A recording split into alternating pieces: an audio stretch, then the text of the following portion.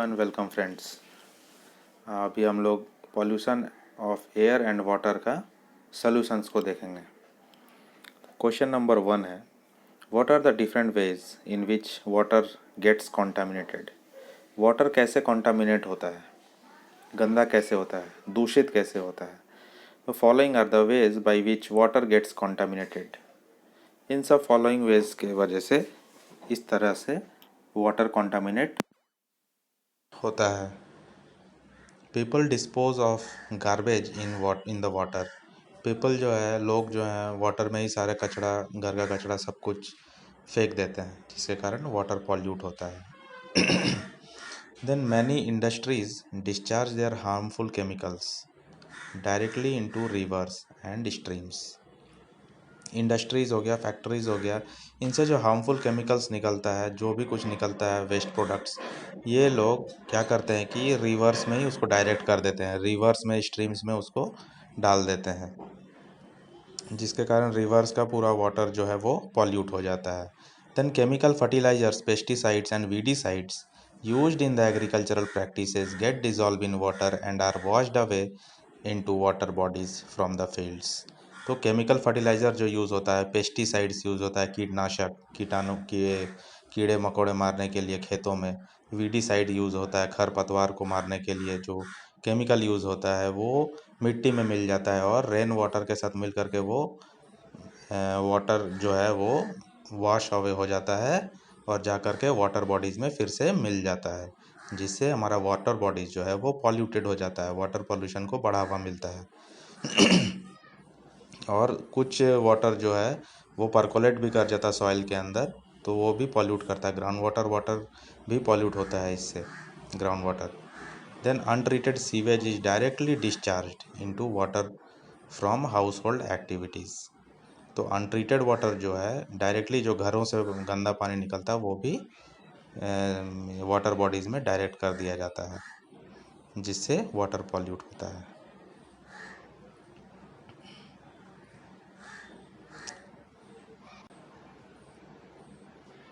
तो इस तरह से वाटर बॉडीज़ हमारा पॉल्यूट होते जा रहा है ह्यूमन इंटरफेरेंस से और इंडस्ट्रीज़ और ये सब के डिस्चार्ज की वजह से। देन क्वेश्चन नंबर 2 को कंट्रोल करने के लिए, एयर के लिए इंडिविजुअल लेवल पे आप अपने तौर पे क्या क्या कर सकते हैं। तो I can do the following things to reduce air pollution. मैंने ये लिस्ट किया है, आप चाहे तो इसमें और भी कुछ ऐड कर सकते हैं। I will use public transport as far as possible. Public transport use करने से क्या होगा कि अपना ट्रांसपोर्ट रोड पे नहीं आएगा, जिससे कि स्मोक वगैरह बहुत कम होगा। तो व्हीकल कम होगा तो स्मोक भी कम होगा, तो एयर पोल्यूशन कम होगा। I will generate awareness I will generate awareness among people to reduce air pollution. मैं लोगों में अवेयरनेस को जनरेट करूँगा। अवेयरनेस मैंने लोगों को जागरूक करूँगा कि एयर पोल्यूशन अच्छा नहीं होता है, तो उसके लिए क्या क्या करना चाहिए, लोगों को जागरूक करूँगा। ये बहुत इंपॉर्टेंट पार्ट है ये। I will plant more and more trees because trees help to keep the environment clean. बहुत सारा मैं ट्रीज़ लगाऊंगा, क्योंकि ट्रीज़ ये है जो इन्वायरमेंट को क्लीन रखता है और एयर को पोल्यूशन फ्री रखता है। Then I will not use vehicles for short distances. और शॉर्ट डिस्टेंसेस को कवर करने के लिए मैं व्हीकल्स को यूज़ नहीं करूँगा, मैं बाई फुट जाने का कोशिश करूँगा, या फिर कोशिश करूँगा कि पब्लिक ट्रांसपोर्ट ले लूँ, जिससे कि व्हीकल्स कम हो और एयर पोल्यूशन भी कम हो। देन क्वेश्चन नंबर 3 है, clear transparent water is always fit for drinking. Comment. जो क्लियर होता है, ट्रांसपेरेंट वाटर दिखता है, वो हमेशा पीने के लिए फिट होता है। क्या ये सही है? No, this is not true. Clean transparent water is always fit for drinking. हमेशा ही क्लीन दिखने वाला पानी, ट्रांसपेरेंट दिखने वाला पानी फिट नहीं होता है पीने के लिए। It is possible that they may carry disease causing organism. ये पॉसिबल है कि उसमें डिजीज कॉजिंग ऑर्गेनिजम्स हो। Thus it is good to purify water before drinking. तो ये सलाह दिया जाता है कि पीने से पहले उसको प्यूरिफाई कर ले। आप होमली मेथड यूज़ कर सकते हैं, आप उसको बॉयल करके फिर ठंडा करके फिर पी सकते हैं, सबसे ईजी वे। क्वेश्चन नंबर 4 है, you are member of the municipal body of your town. Make a list of measures that would help your town to ensure the supply of. These are the measures that would help our town to ensure the supply of clean water to all its residents.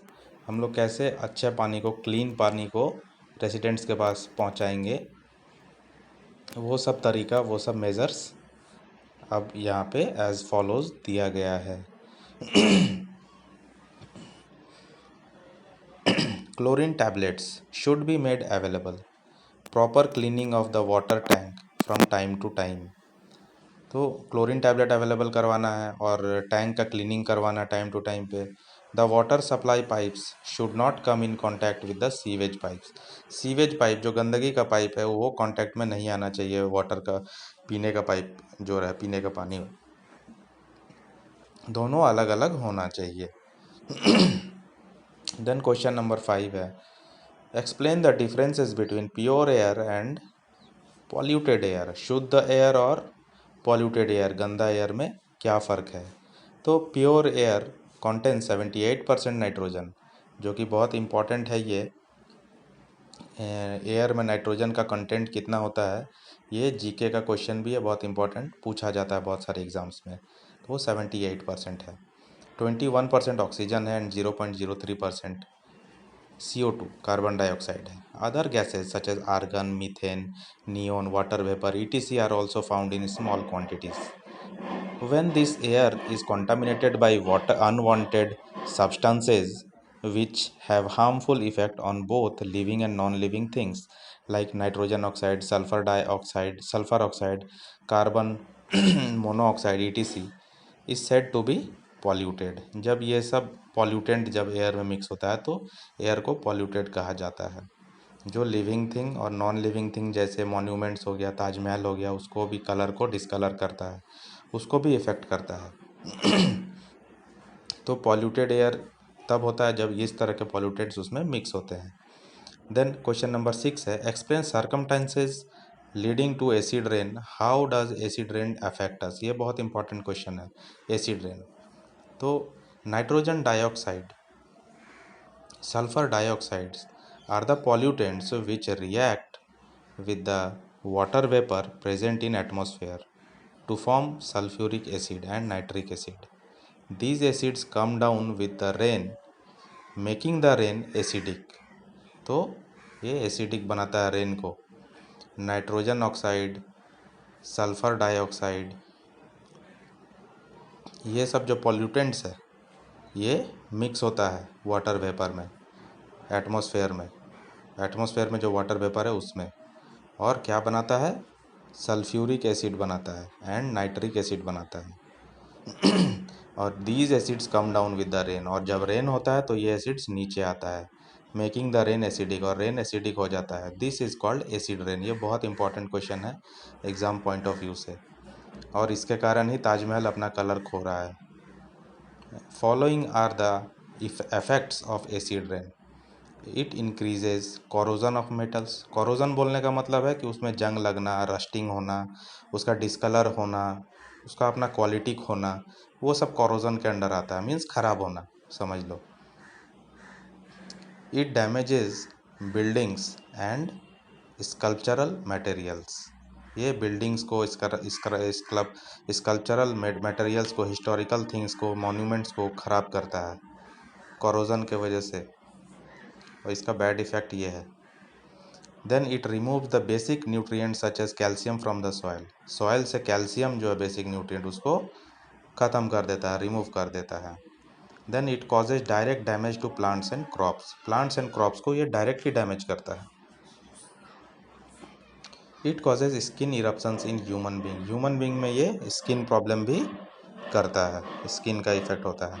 Question number 7 है, which of the following is not a greenhouse gas. तो इसमें से carbon dioxide है, sulphur dioxide है, methane है, nitrogen जो है नहीं है. तो ये नाइट्रोजन इसका करेक्ट आंसर होगा. Then describe the greenhouse effect in your own words. Greenhouse effect, जो कि बहुत इंपॉर्टेंट क्वेश्चन है अभी के लिए भी और फ्यूचर के लिए भी. Basically the greenhouse effect means warming of the earth environment. Earth का इन्वायरमेंट का गर्म होना ही ग्रीन हाउस इफेक्ट का प्रभाव है. When the sun's rays fall on the earth, a part of radiation that falls on the earth is absorbed by it. जब sun rays fall होता है तो रेडिएशन जब आता है तो रेडिएशन का कुछ पार्ट अर्थ एब्जॉर्ब करता है और कुछ को reflect back into the space कर देता है, कुछ को रिफ्लेक्ट कर देता है, वापस भेज देता है। तो green house gases present in the atmosphere trap this radiations.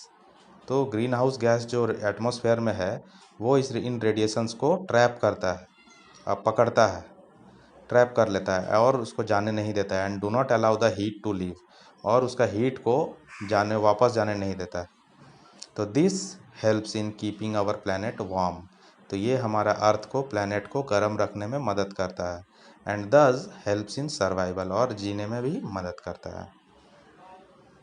CO2, methane and CO, CO2 means carbon dioxide, methane and carbon monoxide CO are the gases responsible for this effect. तो इस इफेक्ट के लिए ये सब gases responsible है। तो green house effect ये होता है जिसमें हीट ट्रैप होता है। देन क्वेश्चन नंबर 9 है, prepare a brief speech on global warming, you have to deliver the speech in your class. तो क्लास में देने के लिए मैंने ऐसे बनाया है, आप प्रॉपर सैल्यूटेशन यूज़ कर सकते हैं गुड मॉर्निंग करके, या good morning to teachers, good morning to all of you, ऐसा सैल्यूटेशन आप ऊपर में लगा सकते हैं। तो मैं जनरली लिखा हूँ, as we all know the continuous increase in the temperature of earth is called global warming. जो कंटिन्यूअस टेम्परेचर का बढ़ना हो रहा है वही ग्लोबल वार्मिंग है। वार्म का मतलब ही गर्म होना होता है। Global warming is basically caused by pollution of air, excessive heat which is trapped by the green house gases. तो ये जो होता है ये पॉल्यूशन ऑफ एयर की वजह से होता है, और एक्सेसिव हीट जब हो जाता है, ग्रीन हाउस गैस क्या करता था, हम लोग पे पिछले क्वेश्चन में देखें, हीट को ट्रैप करता था। तो हीट जब एक्सेस हो जाता है तब ग्लोबल वार्मिंग हो जाता है। Global warming is a threat to life. Global warming हमारे लाइफ के लिए बहुत ही भयावह है, बहुत खतरनाक है। As it causes lot of health problems, बहुत हेल्थ प्रॉब्लम्स करता है। We may have to face the consequences due to global warming.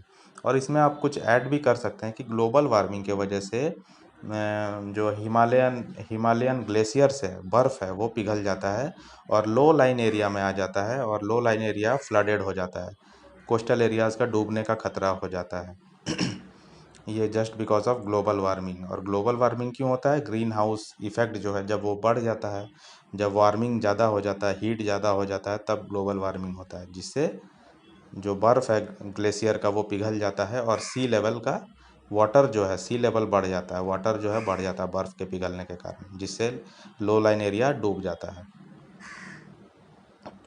Then अगला क्वेश्चन है, question number 10, describe the threat to the beauty of Taj Mahal. Taj Mahal को किस चीज़ का मतलब खतरा है। Taj Mahal has become matter of concern due to the pollutants in air that are discolouring its white marble. White marble जो उसका कलर को डिस्कलर कर रहा है pollutants. Acid rains due to increasing air pollution has started corroding the marble. Acid rain के वजह से जो मार्बल है उसका, ताजमहल का, वो कॉरोड होने लगा, वो रंग अपना खोने लगा है, डिस्कलर होने लगा, येलोइश होने लगा। Suspended particulate matter such as soot particles emitted by Mathura oil refinery. Mathura oil refinery से जो शूट पार्टिकल्स निकलता है जो एयर को पॉल्यूट करता है, has contributed towards the yellowing of the marble. जो येलो करने में यही सहायक है, येलो किया गया है ये मथुरा ऑयल रिफाइनरी का जो पॉल्यूटेंट है उसके वजह से। Then question number 11, why does the increased level of nutrients in the water affect the survival of aquatic organism? Aquatic organism मतलब पानी में जो ऑर्गेनिज्म, जीव जंतु रहते हैं उनको एक्वाटिक एनिमल बोलते हैं, एक्वाटिक ऑर्गेनिज्म। तो इंक्रीज्ड लेवल ऑफ न्यूट्रिएंट, जब न्यूट्रिएंट जब इंक्रीज होता है in the water, affect the survival of aquatic organism. कैसे अफेक्ट करता है, as this acts as nutrient for algae. तो ये न्यूट्रिएंट जो है एल्गी के लिए भी काम करता है न्यूट्रिएंट की तरह।